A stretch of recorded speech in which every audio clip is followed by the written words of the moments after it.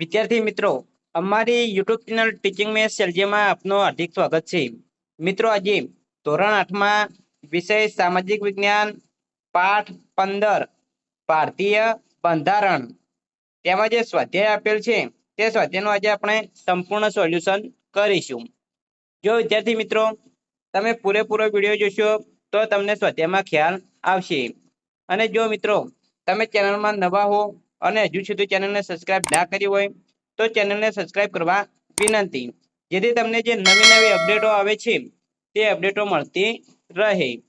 મિત્રો, હવે વધુ સમય ન લેતા આપણે પ્રશ્ન નંબર 1 જોઈશું. યોગ્ય શબ્દો કે અંકો વડે નીચેના વિધાનોની ખાલી જગ્યાઓ પૂરો. તેમાં પહેલી ખાલી જગ્યા આપેલી છે, બંધારણની શરૂઆત ખાલી જગ્યાથી થાય છે. તો ખાલી જગ્યામાં જવાબ આવશે આમુખ. 2, બંધારણ સભાના અધ્યક્ષ ખાલી જગ્યા હતા. તો જવાબ આવશે ડોક્ટર રાજેન્દ્ર પ્રસાદ. આગળ જોઈશું, ત્રીજા નંબરમાં એ ખાલી જગ્યા આપેલી છે કે બંધારણ સભામાં કુલ ખાલી જગ્યા સભ્યો હતા. તો જવાબ આવશે 389. 4, બંધારણમાં ખાલી જગ્યા શાસન વ્યવસ્થાની જોગવાઈ કરવામાં આવી છે. જવાબ આવશે સંઘીય. આગળ જોઈશું તો એ પ્રશ્ન નંબર 2, નીચેના પ્રશ્નોના જવાબ 1-2 વાક્યોમાં લખો.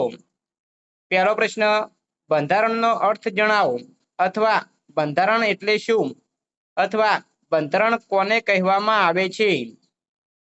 જવાબ, કોઈ પણ દેશનું શાસન ચલાવવા માટે ઘડવામાં આવેલા નિયમોના સુવ્યવસ્થિત સંગ્રહને બંધારણ કહેવામાં આવે છે. અહીં બીજા નંબરનો પ્રશ્ન છે, બંધારણના ઘડવૈયા તરીકે કોને ઓળખવામાં આવે છે. જવાબ, ડોક્ટર ભીમરાવ આંબેડકરને બંધારણના ઘડવૈયા તરીકે ઓળખવામાં આવે છે.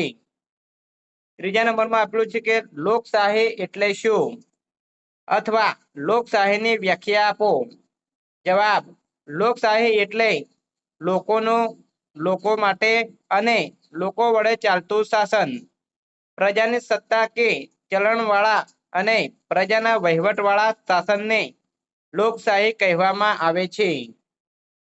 આગળ એ ચોથા નંબરમાં આપેલું છે, બંધારણ ક્યારે અમલમાં આવ્યો, અથવા બંધારણનો અમલ ક્યારથી શરૂ કરવામાં આવ્યો. જવાબ, 26 જાન્યુઆરી 1950ના દિવસથી બંધારણ અમલમાં આવ્યું. આગળ એ પ્રશ્ન નંબર 3 જોઈશું. નીચેના પ્રશ્નોના મુદ્દાસર ઉત્તર આપો. તેમાં એ પહેલો પ્રશ્ન આપેલો છે, બંધારણની મુખ્ય વિશેષતાઓ જણાવો. જવાબ, આપણા દેશના વહીવટના પાયારૂપ સિદ્ધાંતો અને ધ્યેયોને વાચા આપતું આમુખ ભારતના બંધારણની આગવી વિશેષતા છે.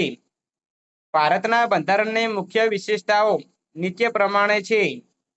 તેમાં એ પહેલા નંબરમાં આપેલી છે લોકશાહી. ભારતે લોકશાહી શાસન પદ્ધતિ અપનાવી છે. લોકશાહીની વ્યાખ્યા આ પ્રમાણે આપવામાં આવેલ છે. લોકશાહી એટલે લોકોનું, લોકો માટે અને લોકો વડે ચાલતું શાસન. પ્રજાની સત્તા કે પ્રભુત્વ વાળા અને પ્રજાના વહીવટવાળા શાસનને લોકશાહી કહેવામાં આવે છે.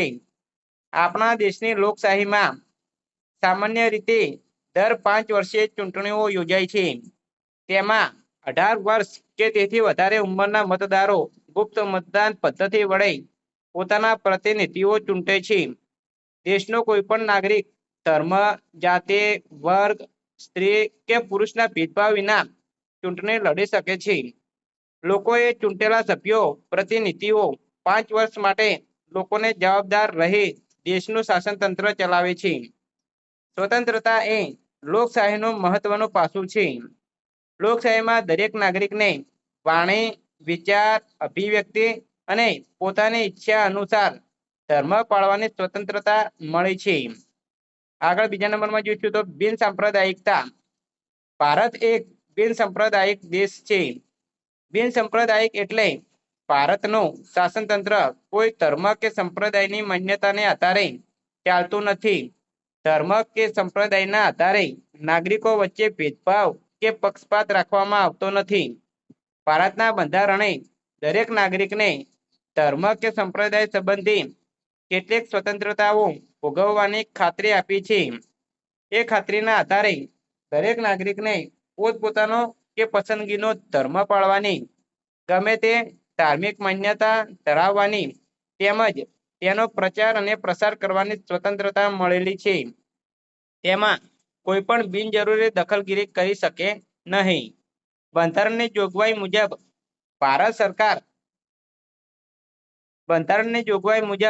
ભારત સરકાર ધાર્મિક બાબતોમાં નિષ્પક્ષ અને તટસ્થ રહે છે.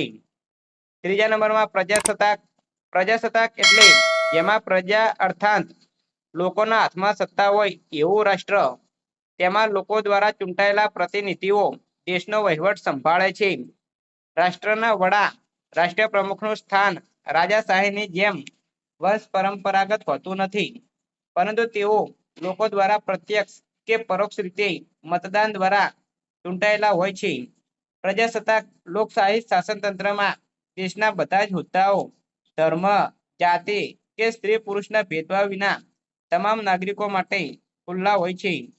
ભારતની પ્રજા ચૂંટણી દ્વારા કોઈ પણ સરકારને પદભ્રષ્ટ કરી નવી સરકાર રચવાની સાર્વભૌમ સત્તા ધરાવે છે.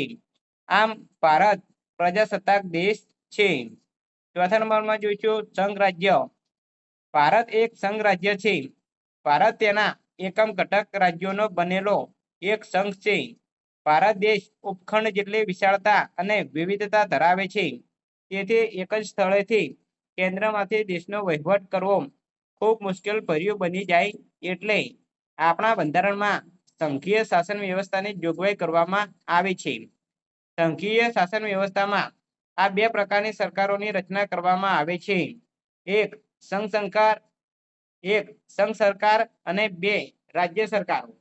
આ બંને સરકારો વચ્ચે કાર્યક્ષેત્રો અને સત્તાઓની સ્પષ્ટ વહેંચણી કરવામાં આવી છે.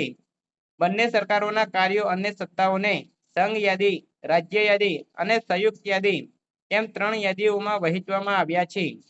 દેશના મહત્વના કાર્યો અને સત્તાઓ સંઘ સરકારને સોંપવામાં આવ્યા છે. સંઘ સરકારને કેન્દ્ર સરકાર તરીકે પણ ઓળખવામાં આવે છે. પાંચમા નંબરમાં જોઈશું મૂળભૂત હકો અને ફરજો. આપણા દેશના બંધારણમાં નાગરિકોના મૂળભૂત હકો અને ફરજોને સ્પષ્ટપણે દર્શાવ્યા છે. અહીં બીજા નંબરનો પ્રશ્ન જોઈશું કોઈ પણ બે મૂળભૂત હકો વિશે જણાવો. જવાબ નાગરિકોના બે મૂળભૂત હકો. તેમાં પહેલો હક સમાનતાનો હક. સમાનતા એ લોકશાહીનો પાયાનો સિદ્ધાંત છે. સમાનતાના હક દ્વારા બધા નાગરિકોને કાયદાની સમાનતા અને કાયદાનું સમાન રક્ષણ આપવામાં આવ્યું છે. ભારતમાં ધર્મ, વંશ, જાતિ, લિંગ, જ્ઞાતિ, ભાષા, રંગ કે જન્મસ્થળના કોઈ પણ ભેદભાવ વિના દરેક નાગરિકને સમાનતાનો હક મળેલો છે. આ હક સરકારી નોકરીઓ, ધંધો, જાહેર રોજગાર, હોદ્દાની પ્રાપ્તિ, ધાર્મિક સ્વતંત્રતા, જાહેર સ્થળનો ઉપયોગ, સામાજિક જીવન વગેરેની બાબતમાં દરેક નાગરિકને સમાનતા આપે છે. દેશની અનુસૂચિત જાતિઓ, અનુસૂચિત જનજાતિઓ અને સામાજિક દ્રષ્ટિએ પછાત મનાતા વર્ગો માટે રાજ્ય સરકાર ખાસ જોગવાઈઓ કરે તો તેને સમાનતાના હકનો ભંગ ગણાશે નહીં.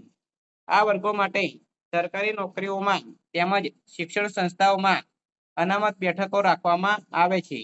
ભારતીય સમાજનું કલંક ગણાતી અસ્પૃશ્યતાને બંધારણે નાબૂદ કરી છે. અસ્પૃશ્યતાનું આચરણ સજાપાત્ર ગુનો બને છે. સમાજમાં કૃત્રિમ ભેદભાવ સર્જાતા ઇલકાબો અને ખિતાબો નાબૂદ કરવામાં આવ્યા છે. આપણે બીજું જોઈશું તો સ્વતંત્રતાનો હક. સ્વતંત્રતાનો હક એ લોકશાહીનો પ્રાણ છે. સ્વતંત્રતાના હક વિનાની લોકશાહીની કલ્પના થઈ શકે નહીં.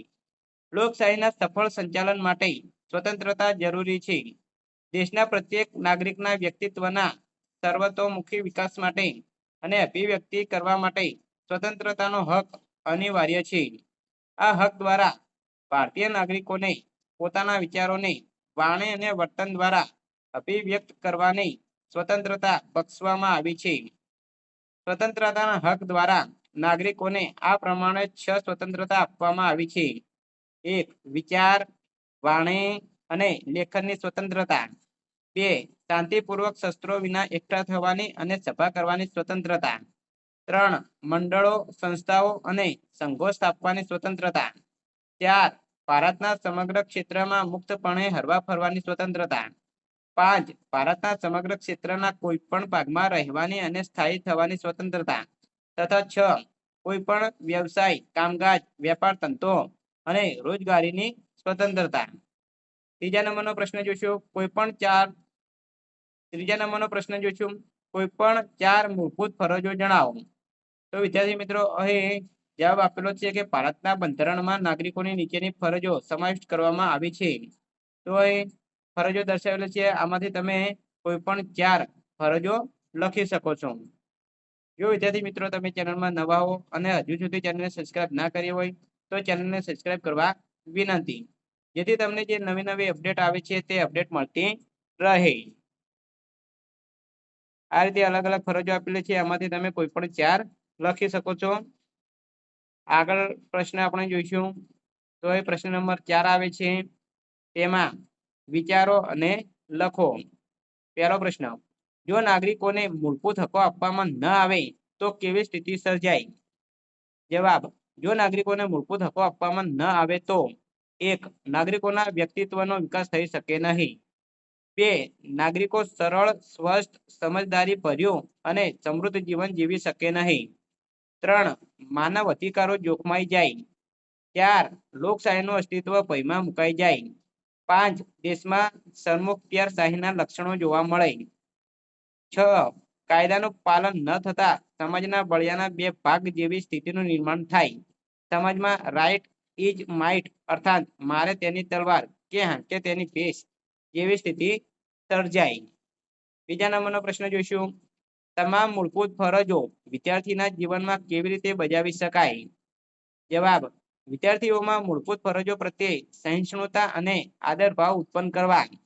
શાળાના દરેક વર્ગમાં રોજ એક મૂળભૂત ફરજનું સામૂહિક પઠન કરાવવું। શાળાની પ્રાર્થના સભામાં બધા વિદ્યાર્થીઓને સામૂહિક પઠન કરાવવું।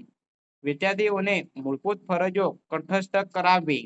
મૂળભૂત ફરજોને વિદ્યાર્થીઓ સમક્ષ સમાન રૂપે અભિવ્યક્ત કરાવી। ત્રીજા નંબરનો પ્રશ્ન જોઈશું, 26 નવેમ્બરને બંધારણ દિવસ તરીકે શા માટે ઉજવવામાં આવે છે?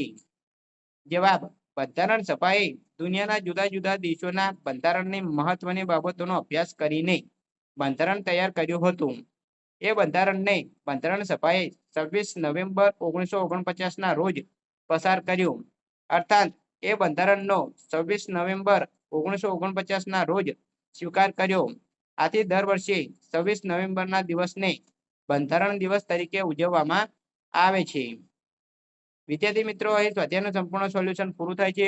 જો મિત્રો વિડીયો સારો લાગ્યો હોય તો લાઈક કરો, શેર કરો અને સબસ્ક્રાઇબ કરો તથા ધોરણ 8ના બીજા વિષયના સ્વાધ્યાયના સોલ્યુશન ચેનલમાં મૂકેલા છે, તે તમે જોઈ શકો છો। Thank you.